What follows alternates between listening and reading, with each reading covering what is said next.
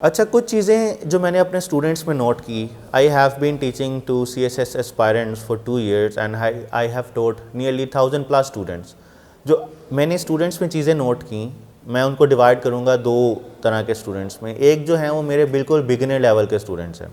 उनमें ये इश्यूज़ मैंने देखे कि जब उनके अंदर एनर्जी तो 100% होती है, उनकी मोटिवेशन भी 100% होती है, लेकिन उनकी जो स्ट्रेटजी है, डायरेक्शन है, वो मिस डायरेक्टेड होती है। उसमें क्या करते हैं, बजाय इसके कि एक सिस्टमेटिक तरीके से तैयारी स्टार्ट करें, वो 12 के 12 सब्जेक्ट साइमल्टेनियसली स्टार्ट कर देते हैं। वो डिफरेंट मेंटोर्स के पास साइमल्टेनियसली जाना शुरू कर देते हैं और अपने आप को प्रेशराइज कर देते हैं। इससे क्या होता है कि उनकी एनर्जी भी ज़ाया होती है और वो डीमोटिवेट भी होते हैं।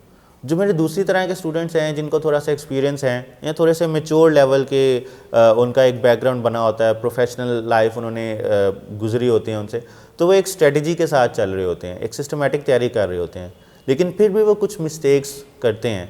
और वो मिस्टेक ये करते हैं कि दे गो फॉर परफेक्शन। ठीक है, वो एक टॉपिक रीड करते हैं तो दे थिंक कि भाई that is not enough, they read it from other sources as well, that's very good, but we are not preparing for any kind of debate, we are preparing for CSS exam. इसमें हमने to the point चीज़ें और relevant चीज़ें smart way में तैयार करनी है। So just read a topic from some points from some sources and find relevant stuff and then feel confident कि भाई ये चीज़ तैयार हो गई है। ठीक है, उससे ऊपर वाली चीज़ें हो सकती हैं, लेकिन मेरी एटलीस्ट ये टॉपिक तैयार है। अब मैं एग्ज़ाम के अंदर इस तरह का टॉपिक आएगा तो मैं उसको अटैम्प्ट कर लूँगा। तो ये जो परफेक्शनिस्ट अप्रोच है ना, ये कभी नहीं आएगी। अब मैं भी अगर कोई टॉपिक देखता हूँ, मैं रीड करता हूँ, मैं जब स्टूडेंट्स को पढ़ाता हूँ तो मैं उसके ऊपर दोबारा रिसर्च करता हूँ, चाहे वो मैंने टॉपिक 10 दफ़ा पढ़ा दिया हो, लेकिन जब 11वें टाइम पढ़ाता हूँ तो मुझे दोबारा नई चीज़ें नज़र आ रही होती हैं।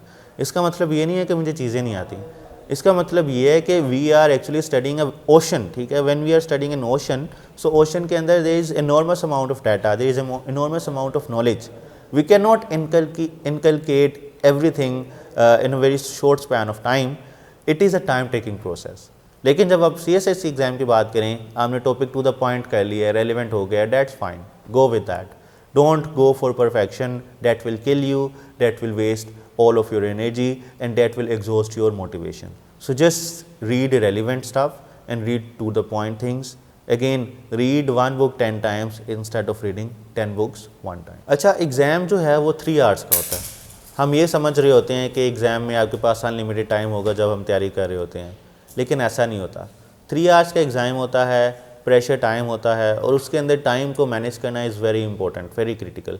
तो उसके लिए एक टिप मैं आप सबको देना चाहता हूँ, और वो टिप ये है कि आप डेली प्रैक्टिस करें, राइटिंग प्रैक्टिस। कोई भी टॉपिक ले लें ऐसे के रिलेटेड, उसका टॉपिक लें, 10 मिनट्स आप उसको स्टॉप वॉच चलाएँ, उसमें 10 मिनट्स में उसकी आउटलाइन बनाएँ और नेक्स्ट 10 मिनट्स में उसका इंट्रोडक्शन लिखें, एंड डू इट डेली। और ये एक जस्टिस करें अपने आप को मिनट्स के साथ, यानी ये ना करें कि स्टॉप वॉच में टाइम चलता जा रहा है, 10 मिनट्स ओवर हो गए और आप लिख रहे हैं। Stop writing there. सो आप अगर ये 1-2 मंथ से प्रैक्टिस करेंगे तो आपकी राइटिंग स्पीड डेवलप होगी, और ये चीज़ आपको एग्ज़ाम में बहुत फ़ायदा देगी, और इससे आपकी जो टाइम मैनेजमेंट है वो इम्प्रूव हो जाएगी।